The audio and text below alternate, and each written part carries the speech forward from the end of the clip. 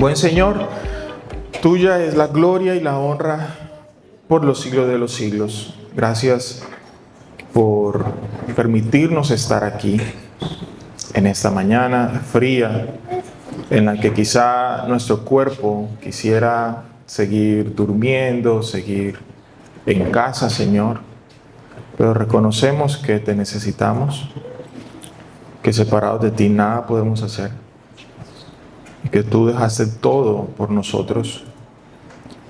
Por tanto, madrugar, levantarnos, lo que sea, no es comparable, Señor, con lo que tú hiciste. Gracias por darnos el ánimo, la fuerza, 1001 razones para venir, reunirnos, a cantar, a adorar, a escuchar tu palabra, a tener comunión unos con otros.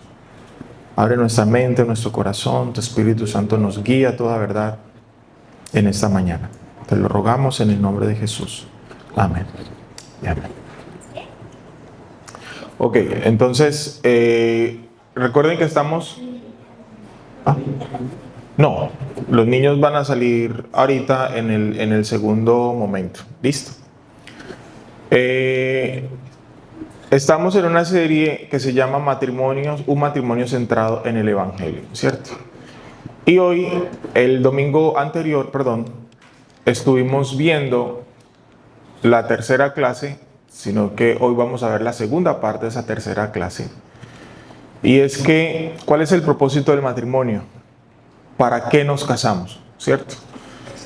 El propósito central es buscar la santidad. La santidad es básicamente que nuestro carácter, ¿verdad?, se asemeje cada vez más a Cristo. Cuando hablamos del carácter, no estamos hablando de la personalidad.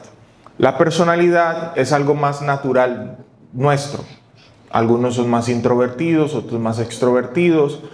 Hay temperamentos diversos, entonces hay personas que son más propensas a ser alegres, hay otras son más calmadas, hay otros que son más enérgicos para ciertas cosas, más vehementes, ¿cierto?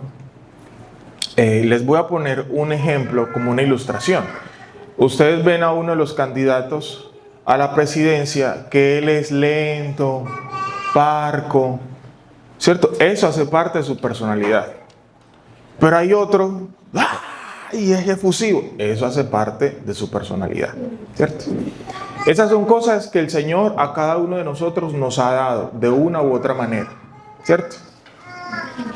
Los talentos también son cosas que vienen innatas en nosotros. Algunos serán buenos para la música, otros para emprender, para enseñar, para muchas cosas. Pero eso no es, aporta el carácter, pero no es parte del carácter. El carácter más bien tiene que ver con moralmente, éticamente, cuáles son esas virtudes que yo a lo largo de la vida cultivo. Entonces, cuando hablamos de la fe en Cristo, estamos hablando de que Cristo es nuestra meta y en Cristo queremos ser como Él. ¿En qué? En su santidad, en amor, en mansedumbre, en paciencia, en gozo, en disciplina, en cada una de esas cosas. Entonces, la meta del matrimonio es que nosotros seamos santos así como Dios es santo. Y aquí es bueno traer a colación, recordar, hermanos, que la santidad, aunque puede incluirlo, poco o nada tiene que ver con si nosotros utilizamos X tipo de ropa, por ejemplo. Entonces, si yo utilizo, por ejemplo, una falda hasta el tobillo, ya soy santo, no necesariamente. Que si yo me dejo de maquillar, ya soy santa, no necesariamente. Que si yo me motilo de X manera, ya soy santo, no necesariamente. Hay personas que pueden vestir, usar, ponerse, quitarse muchas cosas, pero no son santos. ¿A qué nos referimos cuando una persona vive en santidad? Estamos hablando de una persona que vive en integridad.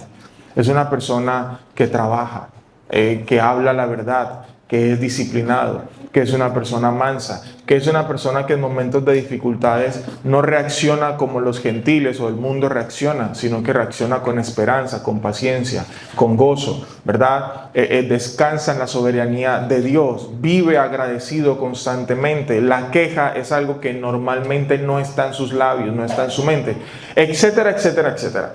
Cada una de esas cosas, esa es la verdadera santidad. La verdadera santidad es vivir delante del Señor, ¿verdad? Como si viviéramos delante del rostro de Dios, delante de las personas y aun cuando nadie nos ve. Podemos tener todo un seminario sobre santidad, pero el punto es que en el matrimonio se busca es la santidad. Y en ese sentido, el esposo y la esposa se ayudan mutuamente a perseguir ese propósito. Ese propósito es un propósito global, pero hay otros propósitos secundarios que están ahí, ¿cierto? Veíamos el de la mayordomía, que es el ejercicio de la administración de las cosas que tenemos. Entonces probablemente vamos a construir una casa juntos, adquirir un vehículo, cosas de esas que hacen parte de su construcción de pareja, hacen parte de los propósitos. La Biblia dice: sojuzguen este mundo, ejerzan dominio. También veíamos el compañerismo. No es bueno que el hombre esté solo. Uno de los propósitos del matrimonio es poder darnos compañía mutua, ¿sí? Otro de los propósitos secundarios es tener hijos, multiplicarse, multiplíquense, llenen la tierra. Y otro es el tener intimidad. Y aquí la intimidad no solamente incluye la intimidad sexual, sino la intimidad relacional. Somos una pareja que conversamos, que hablamos, que salimos, que nos conocemos profundamente, que somos transparentes. Eso se busca en el matrimonio. Entonces, el propósito mayor es perseguir la santidad buscando la gloria de Dios. Y los otros propósitos secundarios están dentro de este círculo mayor, ¿verdad? Propósito mayor, la gloria de Dios buscando la santidad. Y los propósitos secundarios, mayordomía, familia, compañerismo y la intimidad, están supeditados a este gran propósito, ¿cierto? ¿Por qué Cristo es nuestro modelo? Efesios capítulo 5 lo dice claramente: maridos, amen a sus mujeres, así como Cristo amó a la iglesia y se dio él mismo para santificarla. Y ahí está la palabra, para santificarla. Cuando habla de la sujeción de las mujeres hacia sus esposos, también dice: así como la iglesia se somete a Cristo, las mujeres deben estar sujetas a sus maridos, ¿verdad? Entonces buscamos la gloria de Dios santificándonos mutuamente, y la herramienta esencial para ese proceso de santificación son las Escrituras. No podemos crecer en santidad lejos de la palabra. Y la meta final es que nosotros seamos como Cristo. Ahora, los textos que vimos la semana pasada presuponen la idea de que cada pareja o cada persona que ingresa al matrimonio está buscando la santidad porque ha nacido de nuevo, ¿sí? Si no ha nacido de nuevo, nosotros colocábamos esa ilustración. Es como tratar de decirle a una paloma que coma carne cuando su naturaleza es comer maíz, ¿cierto? Entonces, una persona no puede santificarse, no puede imitar a Cristo si Cristo no es su Señor. Es imposible exigirle entonces al matrimonio que haga algo que solo Cristo puede hacer. Y aquí yo les decía que ahí está la diferencia radical en esto que está acá. Si ustedes ven los propósitos secundarios, es algo que cualquier pareja puede hacer. O sea, cualquier pareja cristiana o no cristiana puede conseguir casa, carro, construir un proyecto juntos. Cualquier pareja cristiana y no cristiana puede tener hijos. Cualquier pareja cristiana o no cristiana pueden tener compañerismo. Cualquier pareja cristiana y no cristiana tiene intimidad, tanto sexual como emocional y afectiva. Entonces uno pudiera decir, entonces, ¿cuál es la diferencia entre una pareja cristiana y una que no es cristiana? Bueno, la diferencia esencial es que la pareja que ha creído en el Señor, todas estas cosas las hace alrededor de la gloria de Dios. Y eso hace que sea totalmente distinto, ¿verdad? Ok. El nuevo nacimiento, entonces, ¿cómo entramos? ¿Cómo somos hijos de Dios? Arrepentimiento genuino, fe en Cristo, y una vez que yo me arrepiento y creo, ya entro en una relación restaurada que antes estaba rota, ¿cierto? Mi relación con Dios estaba rota producto de mis delitos y pecados, y ahora lo que yo voy a hacer es que es restaurada por la gracia del Señor. Bien, y luego estábamos viendo algunas cosas, algunos elementos prácticos que se requieren algunos elementos prácticos que se requieren en la santificación mutua. El primero de ellos es reconocer nuestros pecados. ¿Sí? El hombre y la mujer que están en matrimonio deben cultivar el hábito, la disciplina. Dile bienvenida. Qué sorpresa. La disciplina, el hábito de confesarse mutuamente sus faltas. ¿Sí? En una pareja donde no hay libertad, donde no hay transparencia para hablar mutuamente de sus pecados, de sus fallas, de sus errores, nunca va a crecer. ¿Sí? Y ahí yo decía que los hombres en particular, nosotros los varones, somos mucho más difíciles, mucho más duros, si me permiten la palabra, para poder confesar nuestras faltas. Porque a veces pensamos por el machismo cultural que nos rodea, que confesar nuestras faltas delante de nuestra esposa nos hace menos hombres. O eso va a hacer que la mujer ahora se nos, como decimos nosotros, como que se nos monte arriba y entonces no. ¿Sí? Debemos confesarnos mutuamente las faltas. Pero también implica, la otra cara de esa moneda es que quien confiesa, quien se abre, quien es transparente, debe también hacerlo en una atmósfera en la que el otro está escuchando con gracia. ¿Qué significa eso, hermanos? Que si nosotros, mi esposa me está diciendo algo y yo de entrada tengo una actitud acusatoria, juzgadora, señalante hacia ella por lo que me está diciendo, la probabilidad de que ella vuelva a hablarme, la probabilidad de que ella vuelva a confesarme sus cosas va a disminuir. ¿Por qué razón? Porque pues a nadie le gusta ser juzgado, ni señalado, ni criticado, ni ninguna de esas cosas. A nadie, mis hermanos, ni en el mundo, ni en la iglesia. Entonces, si yo no tengo la capacidad de escuchar incluso cosas difíciles, va a ser muy complicado. Permítame, le pongo un ejemplo. El esposo está en el trabajo y hay una muchacha que a él le empieza a coquetear. Por múltiples razones, por muchas o por pocas. Y entonces él va donde su esposa y le dice, mi amor, mira lo que me pasó. ¿Qué pasó? ¿No te acuerdas de fulana? Ah, sí, claro. La que estuvo acá el otro día que invitamos a, no sé, a un asado. Sí, esa. Bueno, últimamente cada vez que la veo, eso me mira y se mueve el cabello y es como una miradera y no sé, yo siento que me está coqueteando. Y entonces ella, ¿y usted qué ha hecho para que le coquetee? Usted mínimo hizo algo. A ver. Se lo tiró.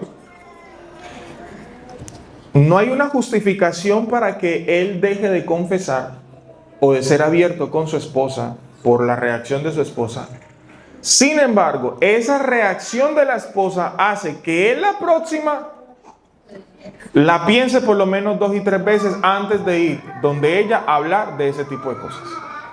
¿Por qué? Porque que alguien, en el ejemplo específico, que alguien te coquetee no configura infidelidad, no configura pecado, ¿cierto? Pero, ¿qué hacemos nosotros en nuestra preocupación, en nuestra alarma, en todo lo que nosotros podamos imaginarnos? Llegamos a la conclusión de que ya eso fue pecado. Y estamos hablando de algo en lo que quizá él o ella no ha tenido culpa. Ahora pensemos en situaciones en las que sí fue culpable, ¿verdad? Oye, mira, yo hace 6 meses una compañera me regaló un bombón. Y yo le dije, bueno, gracias. Y yo, normal. Pero después, a los 15 días, no fue un bombón, sino que me invitó a un jugo y luego fue un café y Y pues 4 o 5 meses después ella me dice que por qué no pensamos en una amistad, más allá, en algo mucho más allá de la amistad. Y yo quedé como sorprendido. ¿Pero por qué? No, bueno, pues llevamos tantos meses así. Probablemente ahí hubo una ingenuidad, ¿cierto? Entonces nosotros tenemos que tener la madurez, no solamente de hablar lo que nos sucede, sino también de poder escuchar, incluso esas cosas que honestamente nosotros no queremos escuchar, pero que las necesitamos escuchar precisamente para que podamos crecer juntos en esa santidad. La idea de eso es que ambos encuentren herramientas para entonces trabajar juntos para evitar que nosotros pequemos, prevenir que algo pueda destruir la relación. Entonces, hablar, escuchar. Pero en tercer lugar también decíamos que necesitamos perdonar y restituir. Habrá momentos donde la confesión no es una probabilidad de comisión de pecado, sino que efectivamente, mi amor, pequé de esta manera. No piensen solamente en temas de infidelidad, piensen en cosas diarias de la casa. Impaciencia, rencor, amargura, falta de gratitud, no me dijiste, no me hablaste, fue el día de la madre y tú no me dijiste feliz día de la mamá, ¿cómo así que está? Y eso se queda en el corazón.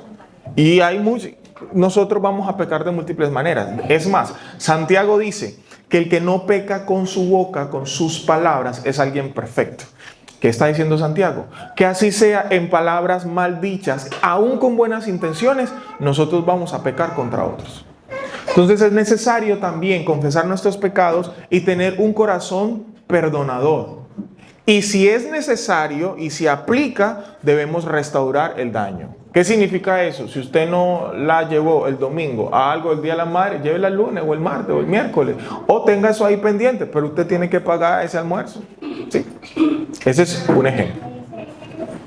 Y finalmente hablamos de animar y restaurar. Animar y restaurar. ¿Qué es animar y restaurar? Hombre, nosotros tuvimos una conversación sobre, no sé, los zapatos en la sala.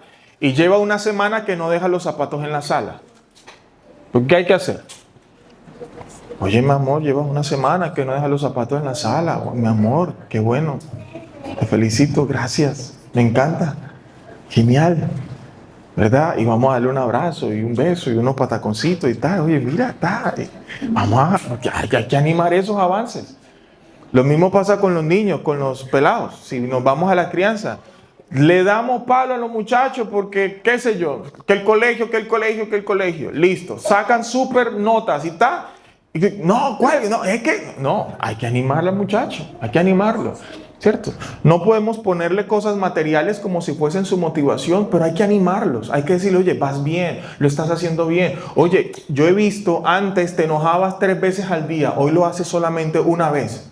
Gracias, mi amor, estamos creciendo, estamos avanzando en ese punto. Leíamos un libro al año, ahora estamos leyendo 2. Me encanta, porque es que ustedes van a tener 80 años de vida matrimonial.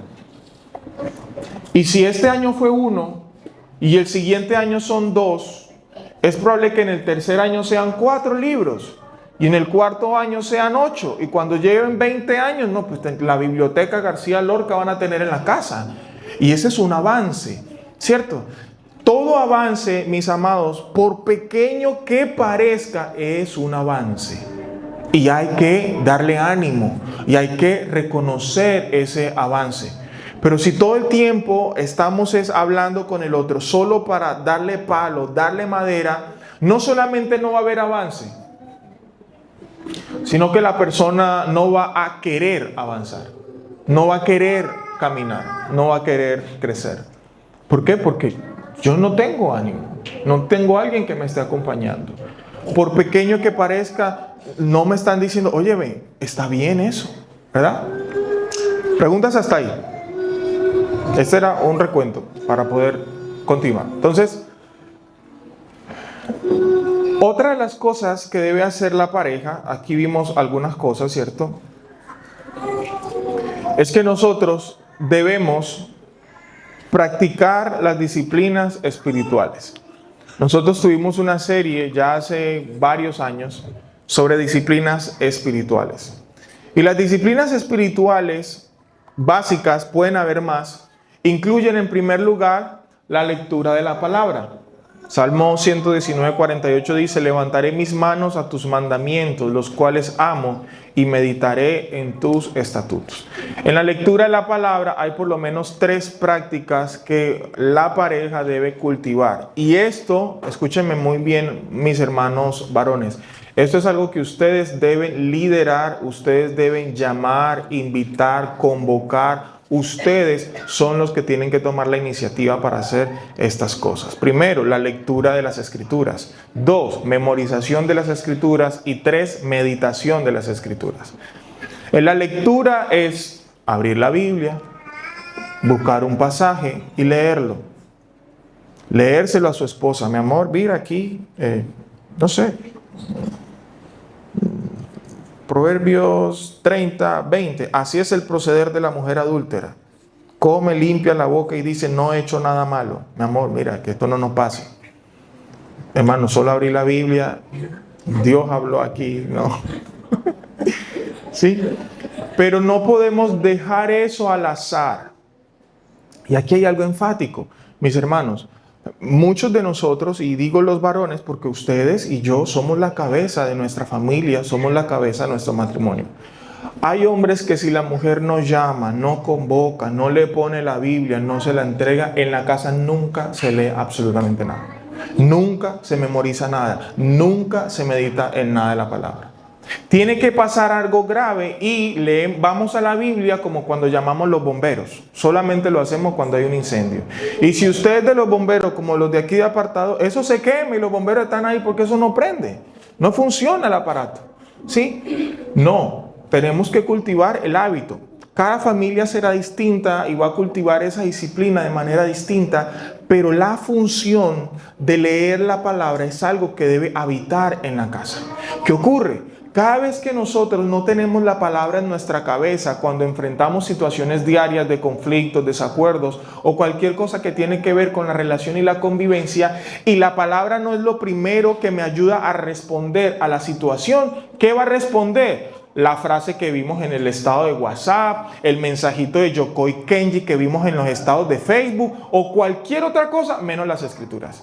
Y empezamos a discipular a nuestra esposa no conforme a la palabra, sino utilizando filosofías huecas y dañosas de este mundo. ¿Cierto? ¿Y qué dice Pablo en Corinto? Que todo pensamiento sea llevado cautivo a la obediencia a Cristo. Que nadie nos engañe con filosofías huecas y vanas sutilezas. La palabra de Dios, Colosenses capítulo 3, verso 16, more en abundancia en vuestros corazones. Es la palabra de Dios la que tiene el poder de santificar. Jesús lo dijo en Juan 17, 17. Santifícalos en tu verdad, tu palabra es verdad. No hay nada que transforme el carácter de tu esposa lejos de las Escrituras.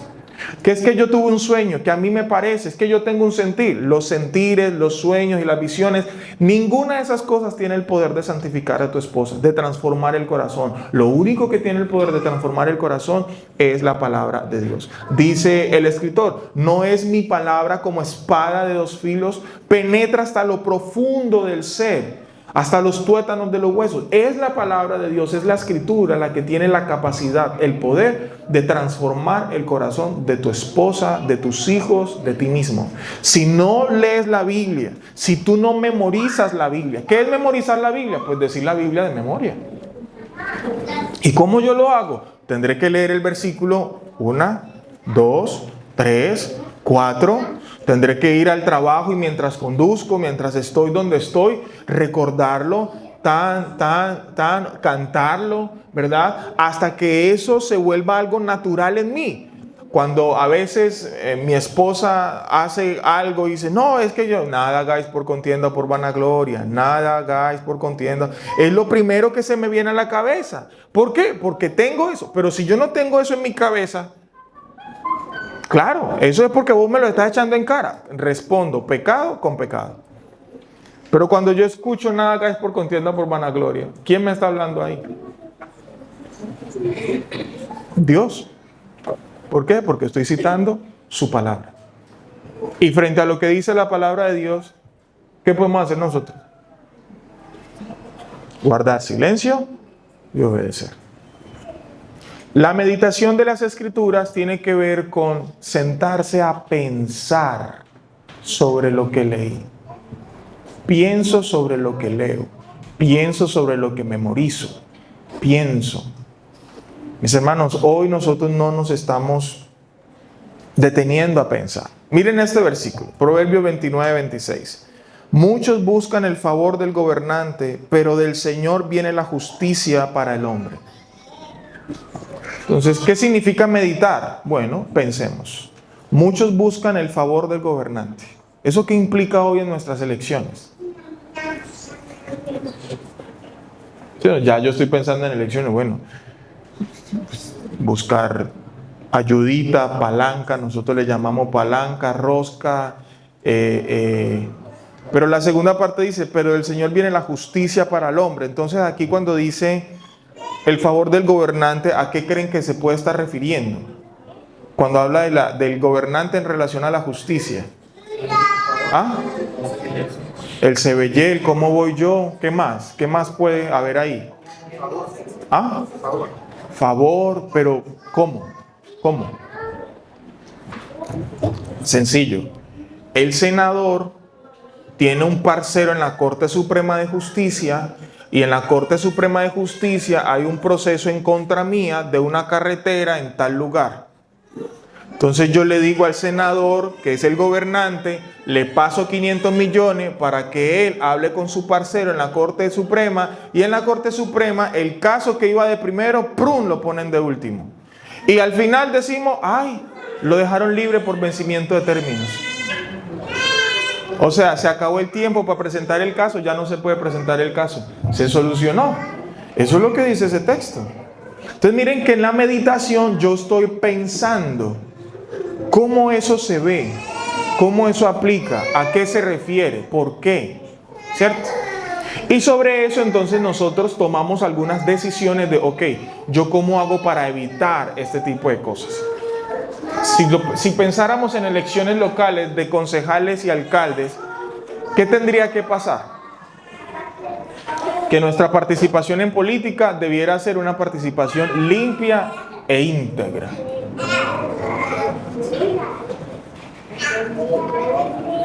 Eso implica que yo no debiera hacer campaña por un puesto de trabajo. ¿O sí?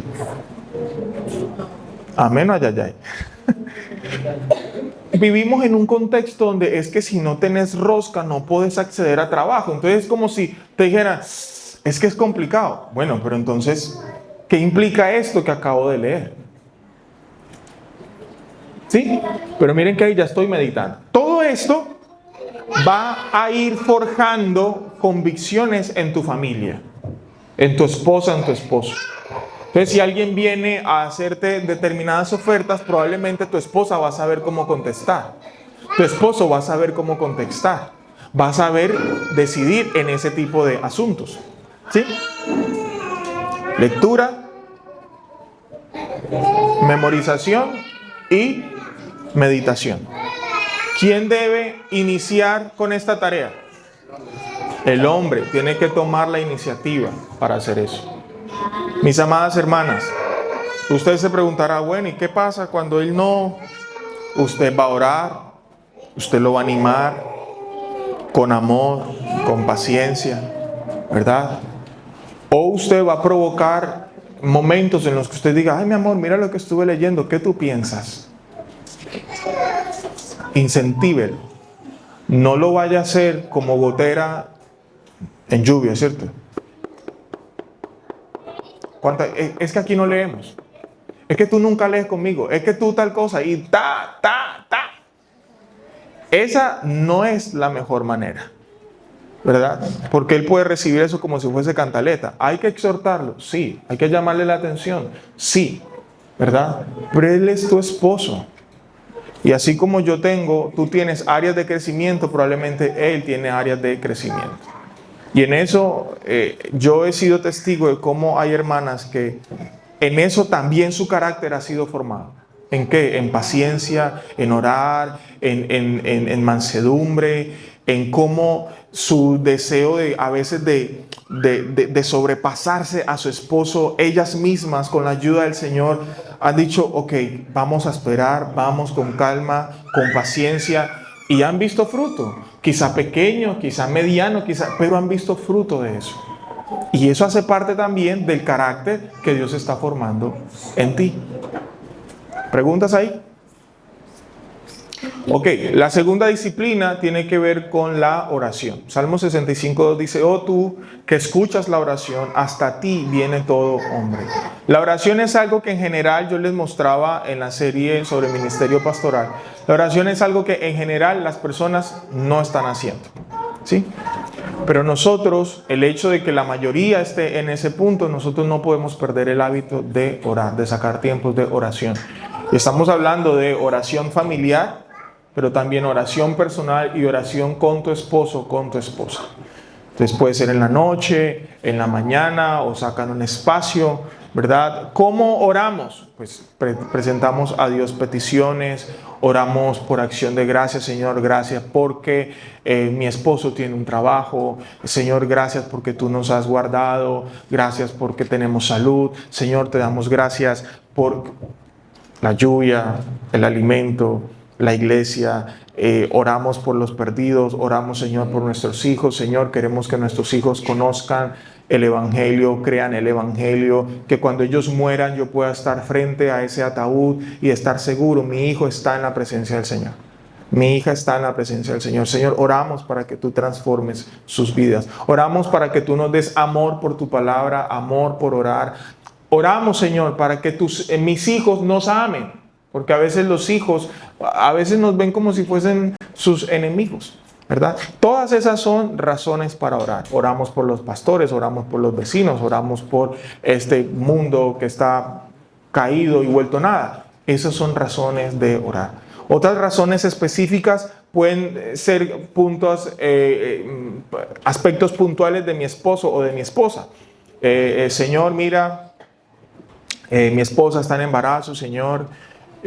Fácilmente durante el día ella se agota y eso hace que se frustre, eso hace que, Señor, dale fuerza, fortalece su corazón, ayúdame a mí de qué manera yo puedo disminuir ese estrés, disminuir su ansiedad, su cansancio, etcétera, etcétera.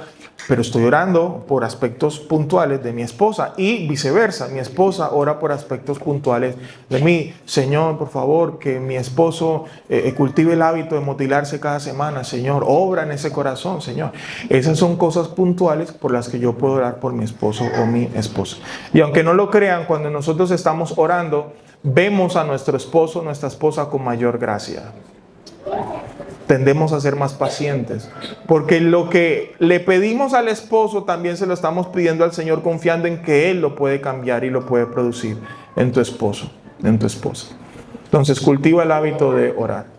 Oren juntos, pero también oren en sus oraciones personales. Señor, ten misericordia de mi esposo en este sentido, guárdalo, Señor, de toda tentación, ¿verdad? Estos días una pareja, un hermano me decía: vea, donde trabajo, la mayoría son puras mujeres, solamente somos 2 hombres. Bueno, Señor, Padre, guarda a mi esposo, guarda, Señor, a mi esposo. En ese ambiente uno nunca sabe qué puede pasar. Eso es un motivo de oración. Y viceversa.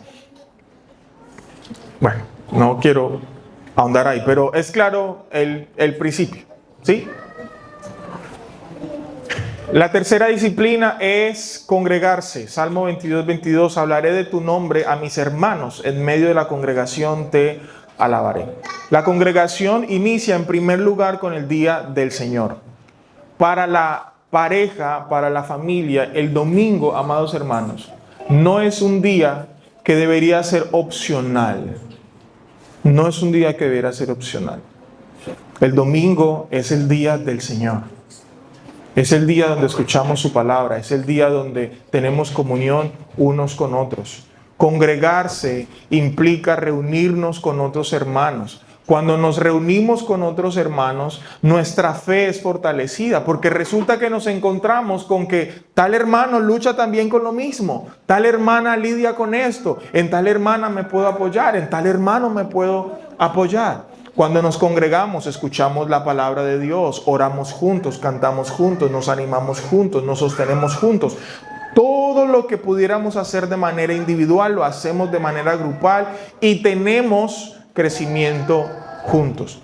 Inician el día del Señor, pero en segundo lugar tienen que ver también, en el caso de nosotros particularmente, los grupos ECO, los martes de oración. Esas reuniones donde tenemos comunidad son importantes para nuestro crecimiento espiritual.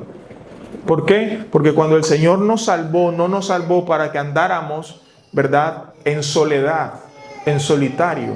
No, Él ¿qué hizo? Nos injertó a una iglesia, a un cuerpo en el cual con nuestros dones y todo lo que el Señor nos ha dado, edificamos a otros hermanos, exhortamos a otros hermanos.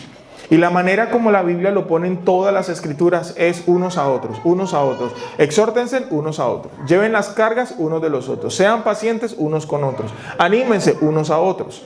Hebreos dice, no dejándonos de congregarnos como algunos tienen por costumbre, antes bien que nosotros nos podamos estimular al amor y a las buenas obras. Hay muchos mandamientos que son imposibles de cumplir a menos que tú hagas parte de una congregación. A menos que tú cultives el hábito de reunirte con otros hermanos. Pero la congregación también implica, por ejemplo, que mi esposa tenga unos espacios específicos para reunirse con otras mujeres. Que yo saque unos espacios específicos para reunirme con otros varones, para hablar de ciertos temas. A veces personales, a veces sociales, a veces familiares, a veces laborales, lo que sea. Pero el punto es que esa reunión, esa comunidad nos ayuda a que nuestro crecimiento sea constante, sea constante. ¿Preguntas con eso?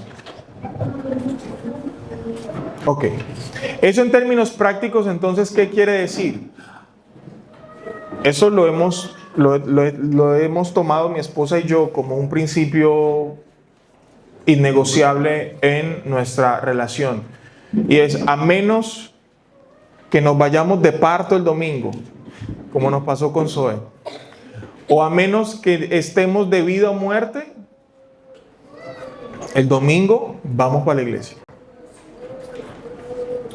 El domingo vamos para la iglesia. En algunas iglesias ir solamente los domingos es visto como algo negativo. Ese es dominguero. No. Ese es el mínimo. Es que es obligatorio, amados. Es obligatorio. A menos que estemos de vida o muerte. ¿Por qué? Porque Jesús no estuvo cuando vino a entregarse por nosotros diciendo, ay, pero es que hoy es día de reposo. Ay, no, es que hoy... No, Él vino y se entregó. Le costó todo. Y a veces nosotros, por una mañana fría, por cansancio, por un dolor que yo pudiera soportar, cualquier cosa se vuelve una excusa para evitar ir el domingo a la iglesia. No llevamos a nuestra esposa, no llevamos a nuestros hijos, pero no exponemos a nuestros hijos a la iglesia, a la predicación, pero queremos que nuestros hijos sean cristianos. ¿Y cómo va a pasar eso? ¿Cómo va a pasar eso? ¿Qué le estamos enseñando a nuestros hijos cuando nosotros les permitimos que el domingo, que es el día del Señor, ellos hagan lo que quieran? ¿Qué le estamos diciendo? El domingo no es tan importante. Y para eso ustedes como papás tienen la autoridad. Y usted como esposo y esposa creyente deben poner en su agenda, en su calendario, esto a menos que sea de vida o muerte, va porque va. ¿Cierto? Hay inundaciones que lo impiden, derrumbes que lo impiden. Eso siempre van a haber situaciones en las que pueden, ¿cierto? Pero teniendo nosotros la posibilidad, la capacidad, no hacerlo es negligencia. ¿Y qué dice la palabra del Señor? El que sabe hacer lo bueno y no lo hace, le es pecado. Hacer lo bueno y no hacerlo nos cuenta como pecado. Es congregarse, otra disciplina. Cuarta disciplina, dar. Dar. Hechos de los Apóstoles dicen, todo les mostré que así, trabajando, deben ayudar a los débiles y recordar las palabras del Señor Jesús que dijo, más bienaventurado es dar que recibir. Cuando hablamos de la disciplina de dar, incluye diezmos y ofrendas, pero también compartir con otros. Invite una pareja a su casa, invítela a comer, invítela a hacer un arrocito con leche. Bueno, nosotros no invitamos al arroz con leche, invitamos para que nos hagan arroz con leche, ¿verdad? Pero el punto es que comparta, dé tiempo, ¿verdad? Gócese con otros hermanos. El hermano va a hacer su fiesta, acompañe, si lo invita, vaya. Pero es que estamos cansados, vaya. eso también te ayuda a ti a tu crecimiento. Me decía el pastor Alejandro, un domingo salieron de la iglesia cansados, reventados, y ese domingo tuvieron un baby shower y creo que era un cumpleaños. Uno, y como era en el mismo día, los hermanos se pusieron de acuerdo para uno hacerlo a las 2 de la tarde y el otro hacerlo como a las 5. Y a los dos tuvieron que ir. Y uno dice, ¿y cómo? Y Alejo, sí, mi hermano, porque es que para ellos no es solamente un cumpleaños. No es solamente un hermano el que va, para ellos es el pastor que estuvo con ellos. Y no saben el ánimo tan tremendo que eso produce en la fe y el corazón de los hermanos, saber que esa persona vino a mi casa, llegó, estuvo conmigo, estuvo presente. Y eso anima bastantísimo. Entre otras cosas, porque en ese dar tiempo, compartir con otros, también estamos estimulando a que nuestros hermanos puedan hacer eso con otras personas, puedan dar y compartir con otros. Finalmente, recuerden que pueden ser más disciplinas. El evangelismo, Mateo 28, 19. Vayan pues y hagan discípulos de todas las naciones, bautizándolos en el nombre del Padre y del Hijo y del Espíritu Santo. ¿Qué implica esto, hermanos? Esto implica una pregunta sencillísima. Ustedes como pareja, ¿a quiénes están discipulando? ¿A quién están discipulando? ¿Cierto? Entonces, Eliezer y Luz, ¿a quién están discipulando? Omar y Eunice, ¿a quién están discipulando? Brian y Joana, ¿a quién están discipulando? Edward, Milady, ¿a quién están discipulando? Alex, Yoleida, ¿a quiénes están discipulando? Y discipular no es un cursillo o un taller, no, discipular es también cultivar una relación. ¿Con quién? ¿A quién están ayudando a que su fe sea más fuerte, más robusta? ¿A quién están ayudando y acompañando a resolver sus dudas? ¿A quién están acompañando a orar por una situación específica? ¿Verdad? De pronto una pérdida, de pronto un proceso de duelo, de pronto un tema laboral. ¿A quién están ustedes sirviendo como pareja? Y eso hace que ustedes constantemente, casi que les obliga a estar constantemente hablando, meditando, orando, estrechando su relación como pareja, porque están en función de otra pareja o de un hermano o de una hermana a quien están acompañando, siguiendo en su andar con Cristo. Eso es lo que dice Mateo 28. Hagan discípulos, bautizándolos, y luego dice, enseñándoles a que guarden todas las cosas que yo les he enseñado. ¿Con quién están haciendo eso ustedes? Eso no es algo que pasa de manera orgánica. Eso no es, ay, pastor, dígame a quién discipulo. No, ustedes pueden buscar a personas, observar, oye, ¿cómo puedo orar por ti? Esa puede ser una forma. ¿Cómo puedo orar por ti? Oye, el otro día escuché que estaba sin trabajo. ¿Cómo va eso? ¿Cómo podemos orar por ti? ¿Qué tal si vienes a la casa y pasamos un tiempo juntos? Todo eso hace parte del discipulado. ¿Con quién están haciendo ustedes eso? Si ustedes no lo están haciendo, pidan al Señor sabiduría, oren para que Él les dé oportunidades para que podamos nosotros entonces cultivar esas disciplinas. ¿Listo?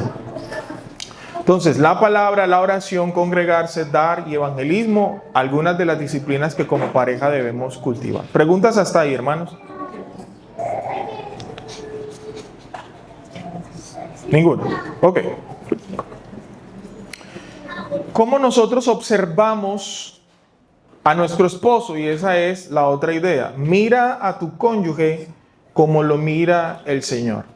Dios mira a sus hijos como glorificados, es decir, como perfectos ya en Cristo. Filipenses 1:6 dice, estoy convencido precisamente de esto, que el que comenzó en ustedes la buena obra la perfeccionará hasta el día de Cristo Jesús.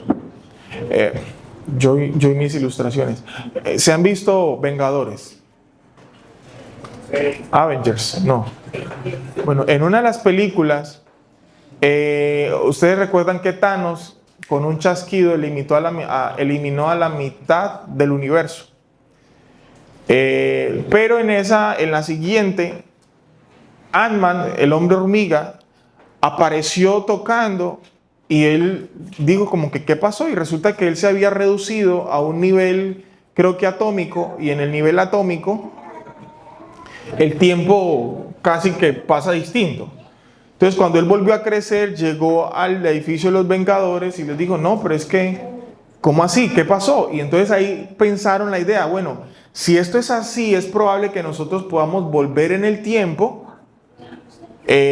rehacer, matar a Thanos, para que Thanos entonces no nos destruya a todos, ¿cierto? Entonces, ellos vuelven al pasado, crean su máquina del tiempo, bueno, Tony Stark hace lo propio, hacen su máquina, llegan, pero estando en el pasado, ellos actúan con la certeza de lo que va a pasar, ¿dónde?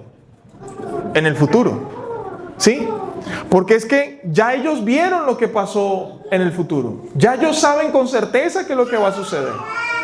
Entonces, fueron al pasado a tratar de organizarlo. Ok, si me siguen en la ilustración, en Cristo, Dios en Cristo a nosotros nos ve como glorificados, nos ve en la gloria. Sobre Dios no pasa el tiempo, Él es eterno, Él existe fuera del tiempo y del espacio. Entonces, para Él el tiempo, por eso es que la Biblia dice que 1000 años es como un día y un día como 1000 años. Eso no es que un día vale 1000 años, no, es que Dios existe fuera del tiempo, porque el tiempo empezó a existir cuando Él dijo en el principio. Pero antes de que el tiempo existiera, Dios ya existía, Él es eterno. El tiempo y el espacio no operan sobre Dios. Para Él eso es indiferente.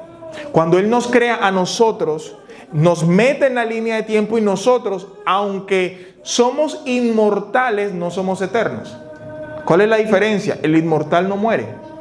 Una vez nosotros fuimos creados, somos inmortales. O vamos a pasar la eternidad en el reino de los cielos o vamos a pasar la eternidad en el infierno. Pero de que no vamos a morir, nuestra alma no va a morir. Pero si fuésemos eternos porque no tuviésemos ningún principio, pero nosotros sí tuvimos un principio. No se me enreden con eso. El punto es, amados hermanos, que nosotros cuando pasamos a gloria, ya el Señor nos ve como perfecto. Eso es lo que dice Romanos. Los que antes llamó también justificó, de los que justificó también glorificó. Todo eso está en pasado. En la mente de Dios estamos glorificados, pero nosotros estamos en un tiempo presente. Donde, ¿qué es lo que vemos a veces nosotros en las personas? Si a mí me juzgaran por lo que yo fui cuando era niño, yo hoy sería un narcotraficante, yo no sé, un sicario, alguna cosa sería yo, porque yo era de lo peor, ¿verdad? Aquí me decía mundo malo, imagínense. Si por ese presente juzgan mi futuro, yo no tengo futuro. Ya, yo estoy condenado. Entonces, cuando yo veo a mi esposo o veo a mi esposa, ¿yo cómo la veo? La veo como si yo hubiese ido a la gloria y la veo en gloria. Oh, pero wow, qué gloria. Entonces me devuelvo y digo, bueno, yo no sé cómo fue que pasó, pero tú estás allá. Así es que esto, por grave que sea, lo solucionamos. Porque es que yo lo estoy viendo como Dios la ve a ella. Y esa es la idea de la santificación. Esta esperanza nos permite ver con gracia futura a quien está a nuestro lado. Dios de alguna forma lo está perfeccionando y lo seguirá haciendo hasta el fin. Eso hace que por grave que sea el problema, yo puedo ver a la persona con esperanza. Porque yo sé que no todo el tiempo va a ser así. Los hijos, pasa igual. No hay días donde uno quiere como que sus hijos se vayan ya. No hay momentos donde algunos papás le dicen, es que vos, así, vos no vas a llegar a ningún lado. ¿A quiénes le dijeron eso? Yo levanto mi mano. Mi mamá me decía que me iba a enviar a un internado. Mis hermanos, a un internado. Que me iba a mandar para los militares, a apretar el servicio militar. Yo era insoportable. ¿Sí? Entonces, si de pronto me hubiesen visto de otra forma, es probable que no me hubiesen dicho esas palabras. Sí me hubiesen disciplinado. Pero tienen la esperanza constante de que eso va a mejorar, de que eso va a cambiar. Lo mismo ocurre con nuestro esposo o nuestra esposa. ¿Sí? ¿Cómo lo ve el Señor? ¿Y cómo debiera verlo yo? Entonces sí, mi esposo hoy es indisciplinado, no coge la Biblia, pero yo quisiera. Entonces, bueno, Señor, ¿está en la gloria? Sí, está en la gloria. Bueno, ¿por dónde empezamos? ¿Por dónde le buscamos la comba al palo? Como decimos nosotros, para que eso pueda avanzar. ¿Sí?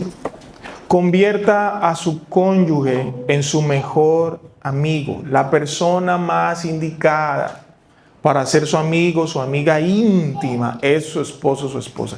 ¿Qué significa eso? Que esa hermana, esa mujer puede tener un mejor amigo diferente a su esposo. ¿Puede tenerlo o no?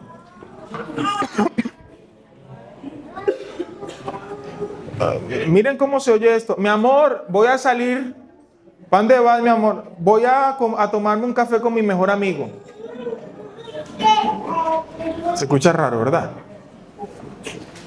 O que él le diga a ella, mi amor, voy a salir. No, voy a sentarme a hablar, a tomarme un cafecito con mi mejor amiga. Tengo tantas cosas que hablar con ella.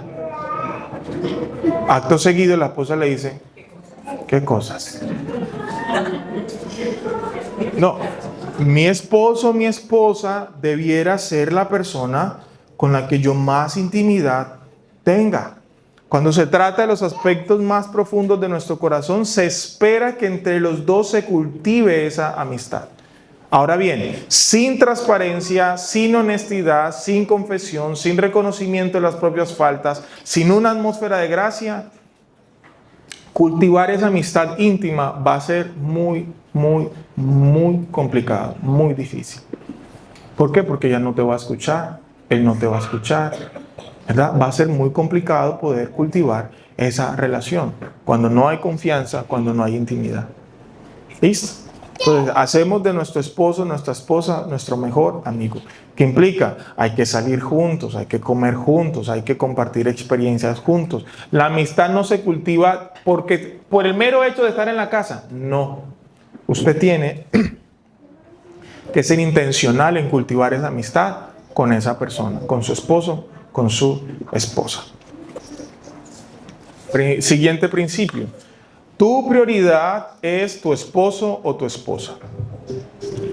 No los hijos, no los papás, no el ministerio pastoral, no el servicio en la iglesia, no tu carrera, no tus aficiones, no tu pasado. Tu esposo o tu esposa es tu prioridad. ¿Qué significa eso? Que si a mí me toca elegir en algún momento entre mi esposo y mis amigos, ¿a quién voy a elegir? ¿A quién? A mi esposo. Es que mis papás, pero es algo que no se puede. ¿A quién voy a elegir? Yo creo que ese es un punto álgido. Hay personas que dicen, mi esposo que haga lo que quiera, pero a mis hijos no me los toca. No. Los hijos no son prioridad. ¿Por qué? Porque cuando usted se casó, ¿con quién hizo el pacto? ¿A quién se comprometió a amar, respetar, cuidar en abundancia? ¿A quién? No a los hijos. Para la muestra de un botón, nuestra hermana Epi, ya bueno, todavía creo que falta uno, pero él como que ahí está como entreverado. Pero ya Charlie se casó. Ahora para Charlie, ¿quién es la prioridad? ¿Epi o Eneida? Eneida. Eneida es su prioridad. Sí, entonces, el Día de la Mujer, ¿para quién va el regalo?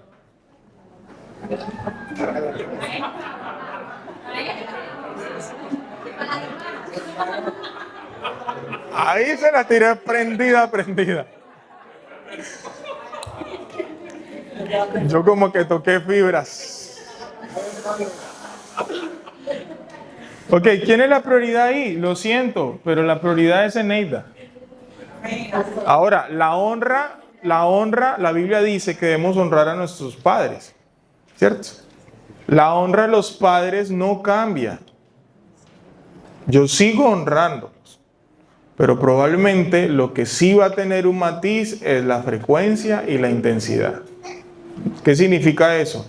Que yo cuando estaba soltero y vivía en casa de mi mamá, yo barría, trapeaba, lavaba el baño, hacía las cosas en la casa de mi mamá. ¿Ahora dónde voy a hacer eso? Es en mi casa, no de mi mamá. Ahora, mi mamá no puede hacer esas cosas. Bueno, yo voy a buscar alguna alternativa dentro de mis posibilidades para que eso ocurra. Pero mi prioridad eh, es mi esposa. Es mi esposa. Sí. Voy de vacaciones. ¿A quién coloco en primera fila en mi lista? Gracias. A mi esposa. Y luego, a los hijos. Hay días donde tú vas a salir. ¿Con quién debes salir? Con tu esposa. Los hijos, cuando están chiquiticos, así como Gael, hay que terciárselos. Pero ya cuando empiezan que se pueden quedar con un tío, ¡chao! Mis hijos los estaba pasando yo para su habitación. Y ellos me cuestionaron, ¿y por qué ustedes duermen solos? ¿Por qué duermen solos? Porque somos esposos. ¿Y por qué nosotros? Porque es que ustedes no son nuestros esposos. Pero es que esa cama es muy grande. Sí, es para ella y para mí. Y entonces nosotros, ¿dónde vamos a ver? En su cama. En su habitación. Y hay que enseñárselos. ¿Y ustedes por qué se dan picos? Porque somos esposos. ¿Yo me puedo dar picos? No. ¿Con quién se puede? Cuando usted se case y tenga un anillo así, sea grande como papá, ahí. ¿Con quién? Con mi esposo. Ahora miren lo que me dice eso. Mamá, papá, ¿yo cuándo me voy a casar?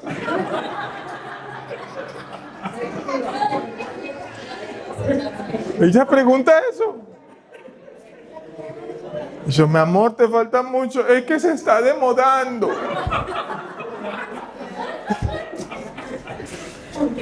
Ay, hermano, ustedes saben lo que yo pienso cuando mi hija sea adolescente. Dios mío, bendito. El punto es que tu cónyuge es tu prioridad. Es tu prioridad en el presupuesto, es tu prioridad en tiempo, es tu prioridad en atención, es tu prioridad en la comida. Algunos dicen, pero es que ¿por qué al esposo le dan la presa más grande? Porque es el esposo. ¿Y por qué a ella? Porque es la esposa. Y los hijos deben ver eso. ¡Wow! Eso es lo que tú estás modelando en tu hijo para cuando él se convierta en esposo. Y eso es lo que estás modelando en tu hija cuando ella se convierta en esposa. Si ellos no ven eso, van a replicar referencias de este mundo, de este planeta. Ok, termino con esto, hermanos. Al final, la meta final de la santificación es la gloria de Dios y, aunque usted no lo crea, en eso es que consiste la verdadera felicidad. La felicidad, de acuerdo a lo que dice el mundo, tiene que ver con salidas, con sexo, con viajes, con la super casa, etcétera, etcétera. Pero la felicidad que se centra en la gloria de Dios y en el Evangelio tiene que ver con cuánto nosotros nos parecemos al Señor. Y ahí nosotros encontramos verdadero gozo.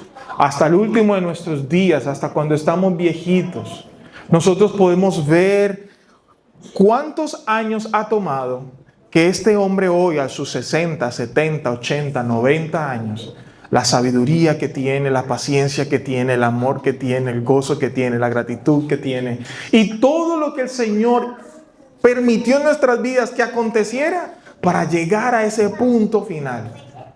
Para llegar a ese punto final. En eso consiste la verdadera felicidad. Probablemente ahí tendrás un patrimonio grandísimo, probablemente no. Probablemente el Señor te habrá concedido hijos, probablemente no. Pero el hecho de ver cómo tu carácter a lo largo de los años es cada vez más semejante a Cristo, ahí es donde tú vas a decir, Señor, valió la pena. Señor, valió la pena. Gracias por este regalo. Gracias por mi esposo. Gracias por mi esposa. Oremos. Padre, una vez más te damos gracias por tu misericordia y fidelidad. Ayúdanos, oh Dios, como esposos, como pareja, poder cultivar una relación de santificación mutua, íntima, de amigos, de hermanos, de un hombre y una mujer que se apoyan, que se exhortan, que se animan, que se sostienen, que se exhortan, que se enseñan, que se instruyen, Señor. Y ayúdanos, Señor, a combatir nuestras tentaciones, nuestras tendencias individualistas. Y ayúdanos a buscar tu gloria por encima de todo. Ayúdanos a hacer de nuestro esposo, nuestra esposa, nuestra prioridad. Ayúdanos, Señor, a que Cristo sea formado en nosotros. Oramos por el servicio central que en media hora iniciamos. Permítenos seguir meditando en estas cosas, seguir hablando de estas cosas. Que tu gracia, que tu Espíritu obre en nosotros, en el nombre de Jesús. Amén. Amén.